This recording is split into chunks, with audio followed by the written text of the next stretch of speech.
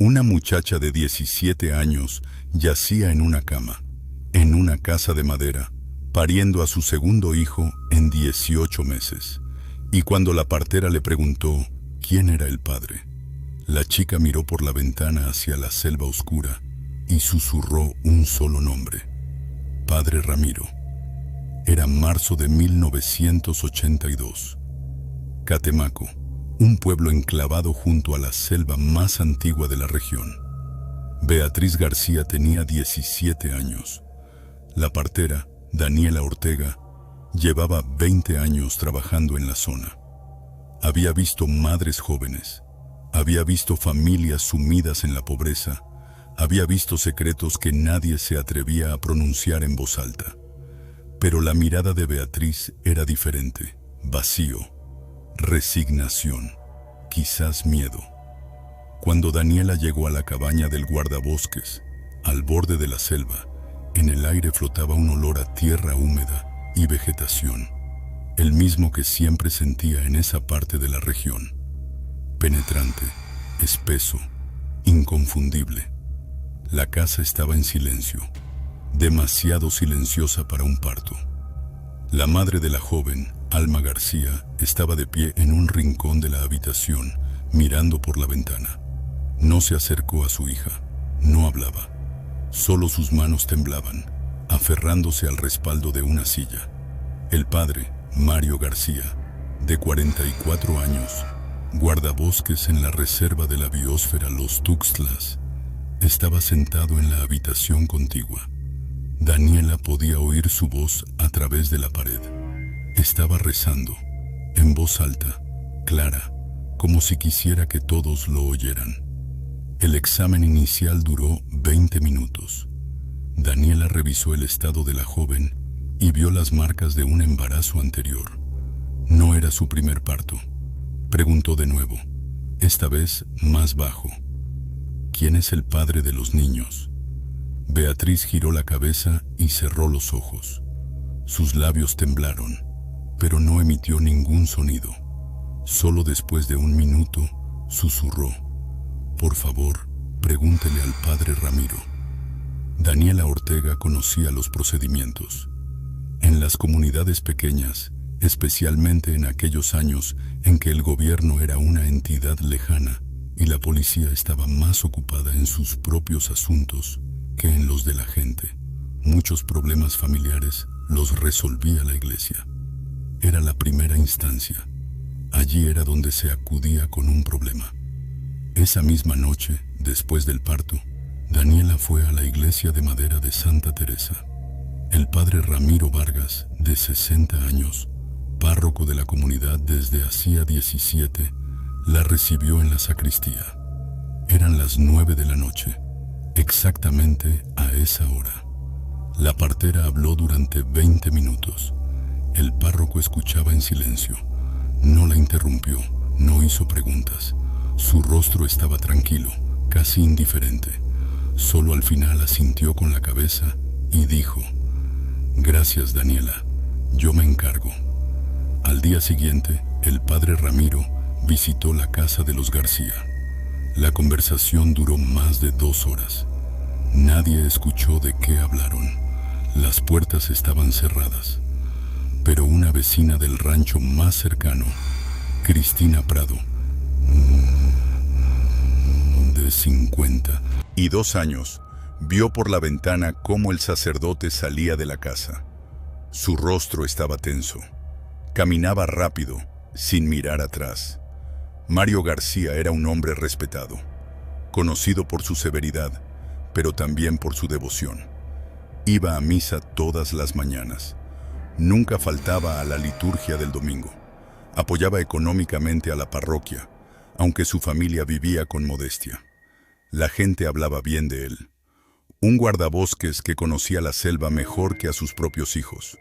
Un hombre que mantenía a su familia a raya, que no permitía libertinajes ni influencias del mundo exterior. En su casa vivían 3 hijas: Ivana, de 20 años, Beatriz, de 17, y Juana, de 14. Los vecinos rara vez las veían. Mario explicaba que las muchachas ayudaban a su madre, que la educación en casa era mejor y que el mundo estaba lleno de tentaciones. En los años 80, en esa región aislada, muchas familias vivían así. Nadie hacía preguntas en voz demasiado alta. Pero Daniela Ortega no podía dejar de pensar en la mirada de Beatriz, en cómo la joven desvió la vista cuando su padre entró en la habitación después del parto, en cómo su cuerpo se tensó, como si se preparara para recibir un golpe. 3 semanas después, Daniela se enteró de que Beatriz había desaparecido de casa, junto con su hermana mayor, Ivana. El padre Ramiro explicó en la iglesia que las jóvenes se habían ido a un retiro espiritual al convento de las hermanas Ursulinas en Xalapa, que necesitaban atención espiritual, apoyo en una situación de vida difícil. Nadie preguntó cuál era esa situación. Los bebés que Beatriz e Ivana habían dado a luz se quedaron en la casa con Alma y Mario, oficialmente como sus nietos. En los pueblos pequeños, estas soluciones no eran extrañas. Madres demasiado jóvenes, la familia se hace cargo, la vida sigue. Pero Daniela sabía que algo andaba mal. Habló con otras mujeres de la comunidad de ranchos. Preguntaba con cuidado, sin querer levantar sospechas. Una de ellas, Teresa Navarro, de 46 años, maestra en la escuela local, dijo algo que Daniela recordaría para siempre. Las hijas de García siempre tenían la misma expresión en el rostro, como si estuvieran esperando el fin del mundo, pero ya se hubieran resignado a ello. En la primavera de 1983, algo cambió. Gregorio Campos, un biólogo de 28 años que trabajaba en la Reserva Natural, comenzó a visitar con más frecuencia el rancho de los García por motivos de trabajo. Mario era su supervisor directo, controles del terreno, informes, documentación.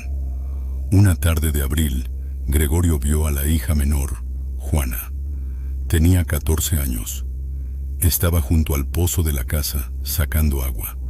Las mangas de su blusa estaban arremangadas. En sus muñecas tenía moretones, marcas oscuras y claras de dedos, como si alguien la hubiera sujetado con mucha fuerza. Gregorio le preguntó si estaba todo bien. Juana lo miró por un segundo y luego se mandó. Cubrió rápidamente los brazos y se dio la vuelta. No respondió. Cuando Mario salió de la casa, Juana cambió. Su cuerpo se puso rígido, sus hombros se encogieron, su mirada cayó al suelo. Evitaba a su padre con un esmero casi patológico, manteniéndose siempre junto a la pared opuesta, sin darle nunca la espalda. Gregorio era joven, pero no ingenuo. Conocía las señales. Había trabajado en comunidades selváticas aisladas, había visto familias donde la violencia era el pan de cada día. Pero algo en la casa de los García era peor. Más silencioso, más planeado. Esa noche fue a ver a Teresa Navarro. Le contó lo que había visto. Teresa escuchaba y su rostro palidecía con cada palabra. Dijo que ya había tenido sospechas, pero que tenía miedo de hablar. Que en la escuela, Juana a veces se quedaba dormida en clase. Que tenía problemas para concentrarse. Que cuando una maestra le tocaba el hombro, la niña se sobresaltaba. Teresa fue a ver al padre Ramiro. Fue en agosto de 1983. Aquí comienza la primera escena que cambiará todo lo que sabes sobre esta historia. Teresa Navarro entró en la sacristía a las 4:30 de la tarde. Estaba nerviosa. Sus manos temblaban mientras cerraba la puerta tras de sí. El párroco estaba de pie junto a la ventana, de espaldas. Por la ventana abierta entraba el olor húmedo de la selva, ese mismo olor que estaba en todas partes de Catemaco. Teresa comenzó a hablar, despacio, con cuidado, porque no sabía cómo empezar. Habló de los moretones, del comportamiento de Juana, de que algo no estaba bien en la casa de los García, de que tal vez deberían avisar a la policía. El padre Ramiro no se giró hasta que pasó un minuto. Su rostro estaba tranquilo, demasiado tranquilo. Se acercó a Teresa y le puso una mano en el hombro. Le dijo en voz baja, pero firme: Teresa, el asunto está bajo el control de la iglesia.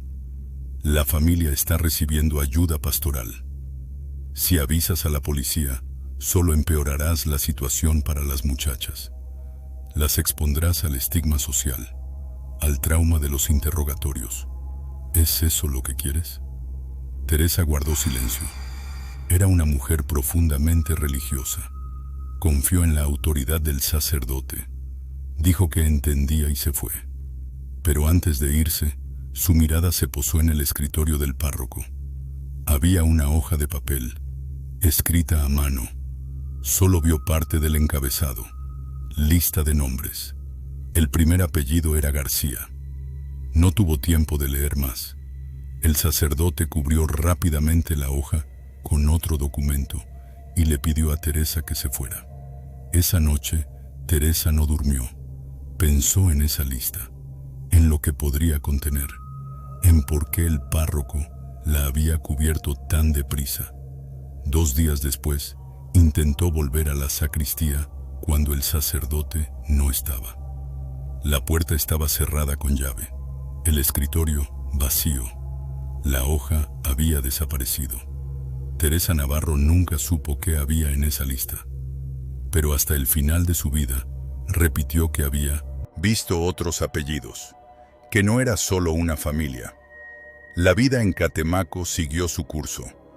Mario García iba a misa. Alma se sentaba junto a la ventana mirando la selva. Juana dejó de ir a la escuela, oficialmente por problemas de salud. Gregorio Campos intentó hablar con Mario un par de veces más, pero el guardabosques era inaccesible. Respondía de forma breve, profesional, sin dejar espacio para preguntas.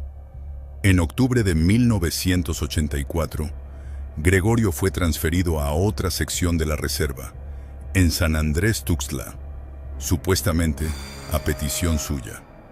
Pero la gente susurraba que fue Mario quien lo había quitado de en medio, que el guardabosques tenía influencias. Y entonces llegó el año 1985. En marzo, Ivana escapó del convento de Xalapa. Tenía 23 años. Llegó a la ciudad de Veracruz y fue directamente a la estación de policía. Lo que contó lo cambió todo. La segunda escena comienza en una sala de interrogatorios en la comisaría de Veracruz. Es el 14 de marzo de 1985. Ivana García está sentada frente al sargento Andrés Castillo, un hombre de 41 años que se encarga de los casos familiares de la región.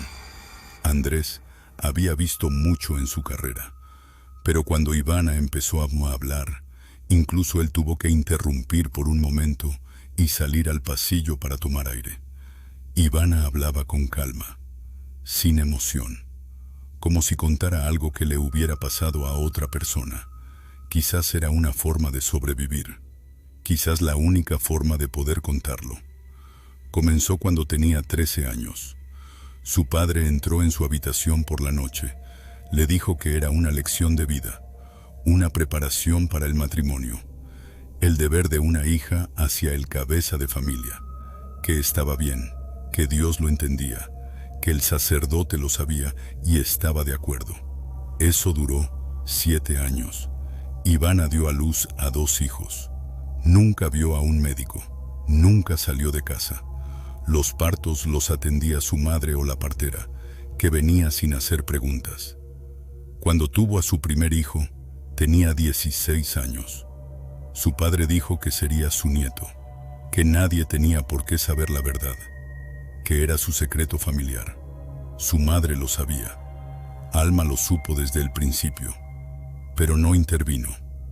Se sentaba en su habitación, tomaba tranquilizantes y miraba la selva.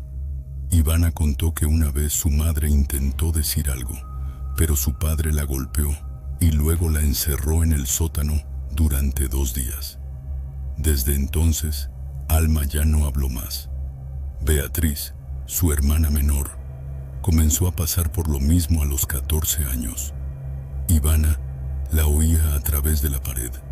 Oía el llanto de su hermana. Oía la voz de su padre, siempre la misma. Es tu deber, es una lección. Cuando Beatriz quedó embarazada, su padre llamó al padre Ramiro. El párroco vino, escuchó, asintió y dijo que la familia recibiría ayuda, que las muchachas irían a un convento, que todo se arreglaría con discreción.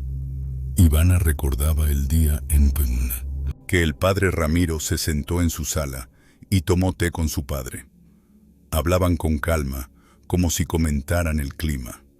Por la ventana entraba el olor a selva húmeda, tan espeso que Ivana, hasta el día de hoy, no puede soportarlo. El párroco dijo entonces: Mario, sabes que la iglesia protege a los suyos, pero debes ser cuidadoso. La gente empieza a hacer preguntas. Su padre respondió: Entiendo, padre, haré lo que sea necesario. 2 semanas después, Ivana y Beatriz fueron enviadas a Xalapa. Debían quedarse allí hasta que el asunto se calmara, hasta que la gente se olvidara. Pero en el convento, Ivana conoció a una joven monja, la hermana María, que le preguntó por qué lloraba por las noches. Ivana no pudo más. Se lo contó todo. La hermana María la ayudó a escapar. Le dio dinero para un boleto a Veracruz. Le dijo: Ve a la policía, es la única salida. El sargento Castillo escuchó la declaración de Ivana durante 3 horas. Luego salió de la habitación, cerró la puerta tras de sí y se apoyó en la pared. Le temblaban las manos. En 20 años de trabajo en la policía había visto mucho, pero esto era algo diferente. La investigación comenzó en julio de 1985. Andrés Castillo fue a Catemaco con 2 oficiales. Arrestaron a Mario García en septiembre, pero para entonces ya era demasiado tarde. Tercera escena. Este es el momento en que te darás cuenta de cuán profundo llegaba todo esto. Cuando la policía registró el rancho de los García, no encontraron nada. La casa había sido limpiada. No había documentos, no había rastros. Incluso las habitaciones de las chicas estaban vacías, como si nadie hubiera vivido allí nunca. El sargento Castillo fue al centro de salud de San Andrés Tuxtla para buscar los expedientes médicos de los niños. La secretaria le dijo que la carpeta de la familia García había desaparecido. No hay registros de los partos. No hay registros de los niños nacidos de Beatriz e Ivana. Nada. Castillo preguntó quién tenía acceso al archivo. La secretaria respondió: todos los médicos, las parteras y el padre Ramiro. Viene una vez al mes a bendecir a los pacientes. Tiene llaves. Cuando Castillo interrogó a los vecinos, nadie quiso hablar. Cristina Prado, la que vio al sacerdote salir de la casa de los García, dijo que no recordaba nada. Teresa Navarro, la maestra, se negó a declarar. Dijo que no tenía nada que decir. Gregorio Campos, el biólogo que había reportado los moretones en los brazos de Juana, fue localizado en la Ciudad de México. Aceptó testificar. Dijo todo lo que sabía. Pero cuando regresó a San Andrés Tuxtla, fue despedido de su trabajo en la reserva. Oficialmente, por reducción de personal. El único documento que la policía encontró fue una carta, escrita a mano, escondida en el horno de la sacristía de la iglesia. Alguien había intentado quemarla, pero no lo consiguió del todo. Se conservaron fragmentos. La carta era de Alma García para el padre Ramiro, fechada en el año 1983. Alma escribía: Padre, le ruego, haga algo. Él no se detiene. Ya no puedo soportarlo. Las niñas lloran todas las noches. Intenté detenerlo, pero me golpea. Dijo que si le cuento a alguien, me matará. Por favor, ayúdeme. Debajo de la carta había una respuesta, añadida con otra caligrafía. Alma, reza. Es una prueba de Dios. Tu familia debe superarla en silencio. No involucres a las autoridades civiles. La iglesia se encargará de ello. Cuando esta carta fue presentada en la investigación, el fiscal quiso interrogar al padre Ramiro, pero el párroco ya no estaba en Catemaco. El obispado de la diócesis de San Andrés Tuxtla lo había trasladado en mayo de 1986 a una parroquia en el oeste de México. Oficialmente, por motivos de salud. No hubo orden de arresto, no hubo cargos. La iglesia lo resolvió internamente. El sargento Castillo intentó contactar al obispado. Envió oficios. Solicitó acceso a los documentos relacionados con el caso de la familia García. Recibió una respuesta 3 meses después. Los documentos son propiedad de la iglesia, están protegidos por el secreto pastoral y no están disponibles sin el permiso del obispo. El obispo nunca dio su consentimiento. El juicio de Mario García comenzó en 1986 en el Tribunal Superior de Veracruz. Cuarta escena. Este es el momento que los testigos recuerdan hasta hoy, el momento que congeló la sala del tribunal. El primer día del juicio, la sala estaba llena. La gente de Catemaco había llegado en autobús, no para apoyar a las víctimas, no para exigir justicia. Habían venido para sentarse del lado del acusado. Mario García entró en la sala vestido de traje, 47 años. El pelo cuidadosamente peinado, el rostro tranquilo. Parecía un ciudadano respetable, no un criminal.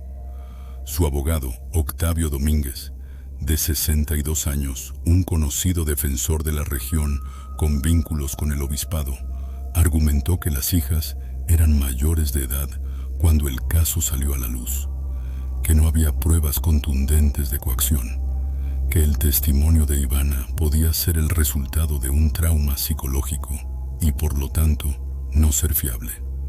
Ivana estaba sentada en la sala. Tenía 24 años, pero parecía una anciana, demacrada, pálida, con oscuras ojeras bajo los ojos. Cuando se puso de pie para testificar, le temblaban tanto las manos que no podía sostener la hoja de papel. Habló durante 1 hora. Lo contó todo desde el principio. Cuando terminó, un silencio sepulcral se apoderó de la sala. Nadie se movió. Pero entonces comenzaron las preguntas de la defensa. El abogado preguntó, ¿su padre la golpeaba? Ivana respondió, no todos los días. El abogado preguntó, ¿intentó escapar antes? Ivana respondió, tenía 14 años. ¿A dónde iba a escapar? El abogado preguntó, ¿su madre lo sabía? Ivana respondió, sí. El abogado preguntó, ¿y el padre Ramiro? Ivana respondió, sí. El abogado miró al juez y dijo, entonces no era un secreto. Era un asunto familiar, resuelto internamente, con la ayuda de la iglesia. El acusado no usó la violencia. No hubo coacción. Las hijas podían haberse ido, pero se quedaron. En ese momento, alguien en la sala gritó, «Es verdad, él es un buen hombre». El juez ordenó que sacaran a esa persona de la sala, pero el grito ya se había extendido. Otras personas empezaron a hablar más alto, a defender a Mario, a decir que fueron las hijas las que trajeron la vergüenza a la familia, que ellas deberían ser juzgadas. Ivana se levantó y salió de la sala. No regresó. Beatriz nunca asistió al juicio. Se quedó en el convento. Sigue allí hasta el día de hoy, con un nombre diferente. Alma García no pudo testificar. Llevaba 1 año en un hospital psiquiátrico. Cuando el sargento Castillo intentó hablar con ella, no fue capaz de articular palabra. Se sentaba en un sillón y miraba por la ventana hacia el bosque, como siempre. Juana, la hija menor, estuvo en la sala un día. Tenía 16 años. Se sentó en la parte de atrás, en un rincón, para que nadie la viera. Cuando su padre se giró y la miró, Juana se congeló. Su rostro se contrajo. Por un momento, pareció que había dejado de respirar. Luego se levantó y se fue. Nadie la detuvo. Esa fue la última escena pública de esta historia. El último momento en que todos estuvieron en el mismo lugar. El veredicto se dictó tras 3 meses de juicio. Mario García fue condenado por incesto y abuso sexual de una menor.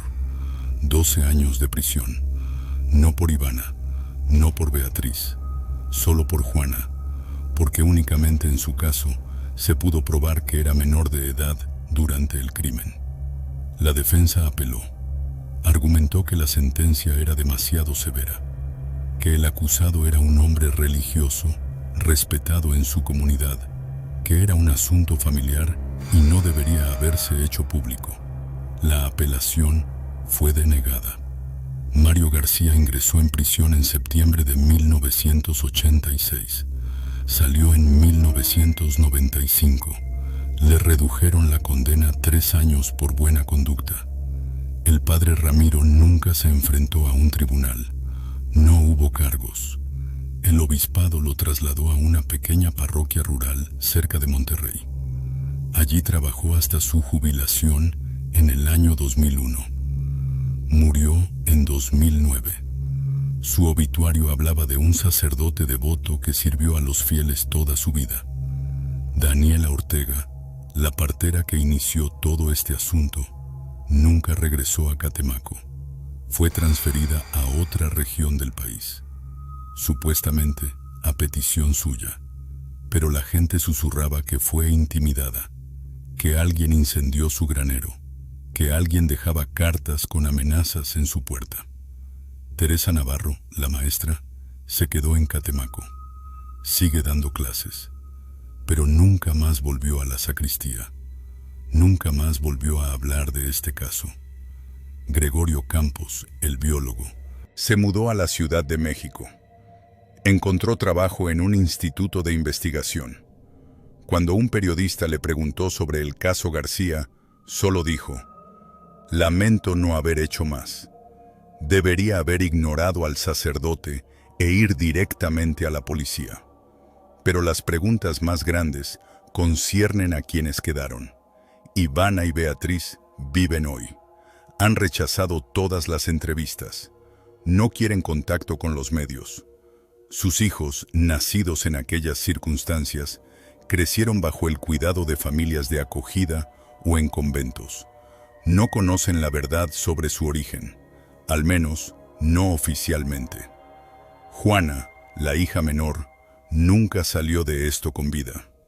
En el año 1992, en la estación de tren de San Andrés Tuxtla, una mujer de 24 años se arrojó a las vías. Murió en el acto. En su bolsillo encontraron una sola cosa: una vieja fotografía. La foto mostraba a 3 niñas pequeñas, de pie frente a una casa de madera al borde de la selva. En el reverso, alguien había escrito: «Siempre juntas». Alma García murió en 1988 en el hospital psiquiátrico. Nunca volvió a casa. Nunca volvió a ver a sus nietos. Sus últimas palabras, según una enfermera, fueron: «El olor a selva, no me lo puedo quitar de encima». Mario García, tras salir de prisión, se instaló en la Ciudad de México. Encontró trabajo como conserje en un edificio de apartamentos. Nadie allí conocía su pasado. Vivió una vida tranquila, solitaria, sin familia. Murió en el año 2003 de un infarto. Tenía 66 años. A su funeral asistieron 5 personas. Eran vecinos del edificio que lo conocían como un señor mayor y educado. Nadie de su familia apareció. Pero este no es el final de la historia. Es solo el final de lo que se conoce oficialmente. En el año 2017, un periodista de un periódico de Veracruz, Pablo Gómez, comenzó una investigación. Quería acceder a los documentos del obispado que nunca se hicieron públicos. Quería encontrar las cartas originales de Alma. Quería encontrar la lista de nombres que Teresa Navarro había visto en el escritorio del padre Ramiro. Pablo envió solicitudes oficiales al obispado de la diócesis de San Andrés Tuxtla. Recibió una respuesta. Los documentos no están disponibles. Están protegidos por el secreto pastoral. No pueden ser revelados sin el consentimiento del obispo. Pablo se reunió con el obispo. Hablaron durante 1 hora. El obispo dijo que entendía la importancia del asunto, pero que la iglesia debe proteger a sus fieles, que revelar los documentos podría perjudicar a otras familias que se encontraban en una situación similar. Pablo preguntó, ¿otras familias? El obispo no respondió. Dio por terminada la reunión, pero Pablo no se rindió. Empezó a hablar con los ancianos de Catemaco, con gente que recordaba aquellos tiempos, y escuchó algo que no esperaba. Una de las mujeres mayores, que no quiso dar su nombre, dijo, en los 80 había más familias así. No solo los García. Había otras muchachas que se iban a conventos, otros niños que oficialmente eran nietos. Pero nadie preguntaba. El padre nos decía que guardáramos silencio, y guardábamos silencio. Pablo intentó verificar esto, pero no encontró ningún documento, ninguna prueba, solo historias susurradas, solo sombras de un pasado que nadie quiere sacar a la luz. Hoy, en Catemaco, nadie habla de la familia García. La casa donde vivieron fue vendida. Los nuevos propietarios no conocen su historia. La iglesia de madera de Santa Teresa sigue en pie. Cada domingo se llena de fieles. El nuevo párroco no recuerda los tiempos del padre Ramiro, o no quiere recordar, pero hay gente que sí recuerda. Teresa Navarro, la maestra, tiene hoy 78 años. Sigue viviendo en Catemaco. Sigue enseñando en la misma escuela. Cuando alguien le pregunta por el caso García, dice, no sé de qué me habla, pero a veces, por la noche, cuando está sola, Teresa saca una vieja fotografía.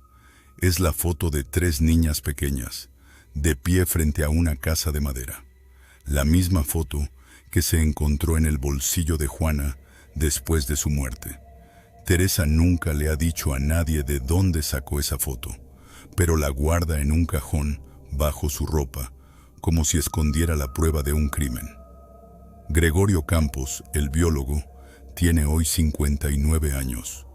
Vive en la Ciudad de México. Nunca ha vuelto a Catemaco. Pero a veces, cuando camina por un parque, siente el olor a tierra húmeda y vegetación. Y entonces se detiene, cierra los ojos y ve el rostro de Juana, con 14 años. Sus muñecas con las marcas de los dedos. Su mirada cuando su padre entró en la habitación. Daniela Ortega, la partera que atendió el parto de Beatriz y dio inicio a todo, tiene hoy 81 años. Vive en otra ciudad. Casi nunca habla de Catemaco, pero su hija le dijo a un periodista que su madre, hasta el día de hoy, no puede dormir tranquila, que a veces se despierta en mitad de la noche y repite un solo nombre, Beatriz. Beatriz e Ivana García viven con nombres diferentes. Nadie sabe dónde están. Nadie puede encontrarlas. Han rechazado todo contacto. Sus hijos crecieron en instituciones, sin conocer su verdadera historia. Pero hay un detalle que muy poca gente conoce. En el año 2009, tras la muerte del padre Ramiro, su sobrina, mientras ordenaba sus pertenencias, encontró una carpeta. En esa carpeta había documentos, cartas, notas, fechas, nombres. La sobrina llevó la carpeta al obispado. Nunca le dijo a nadie lo que contenía. Pero la gente que estaba en el obispado en ese momento dijo que el obispo leyó los documentos y ordenó que todo fuera destruido, de inmediato. ¿Por qué? ¿Qué había en esa carpeta? Pablo Gómez, el periodista que investigó el caso, tiene una teoría. Dice que en la carpeta estaba la lista de nombres de familias del sureste de México que en los años 80 reportaron problemas similares a sus parroquias. Una lista de muchachas que fueron enviadas a conventos. Una lista de niños que oficialmente eran nietos. Pero es solo una teoría. No hay pruebas. No hay documentos. Solo hay silencio. Y preguntas. ¿Cuántas familias en comunidades rurales aisladas fueron resueltas de manera similar por la Iglesia, sin la intervención de la ley civil? ¿Por qué en los años 80 las autoridades civiles cedían ante la autoridad parroquial en asuntos tan graves? ¿Cuántos niños nacidos en estas circunstancias viven hoy, sin ser conscientes de su verdadero origen? Y la pregunta más importante, ¿cuántas personas sabían todo esto y no hicieron nada? Teresa Novak lo sabía. No hizo nada. Gregorio Campos lo sabía. Hizo muy poco. Daniela Ortega lo sabía. Acudió al sacerdote, no a la policía. Los vecinos lo sabían. Guardaron silencio. Los feligreses lo sabían. Defendieron al acusado. La Iglesia lo sabía. Ocultó las pruebas. Cuando todos lo sabían, ¿quién es el culpable? ¿Solo Mario García? ¿Solo un hombre? ¿O somos culpables todos los que permitimos que estas cosas sucedan en silencio? La imagen que queda al final de esta historia no es el rostro de Mario, no es la sala del tribunal, no es la sentencia. Es una vieja casa de madera al borde de la selva de Catemaco. Las ventanas oscuras, las puertas cerradas y el olor a tierra húmeda que flota en el aire, espeso y pegajoso, imposible de olvidar. En esa casa nacieron niños que nunca debieron haber nacido. En esa casa gritaron muchachas a las que nadie escuchó. En esa casa guardó silencio una madre a la que nadie ayudó. Y todos pasamos de largo. Olimos la humedad de la selva y fingimos que no pasaba nada. Hoy, esa casa está vacía. Los nuevos propietarios no viven en ella de forma permanente. Dicen que se oyen ruidos extraños, que es difícil respirar allí dentro, que cuando entras sientes el olor a selva, aunque los árboles más cercanos estén lejos. Quizás sea solo la imaginación. Quizás la casa es simplemente vieja. O quizás es algo más. Quizás es una historia que no quiere ser olvidada. Si todos lo sabían, ¿por qué nadie cerró esa puerta?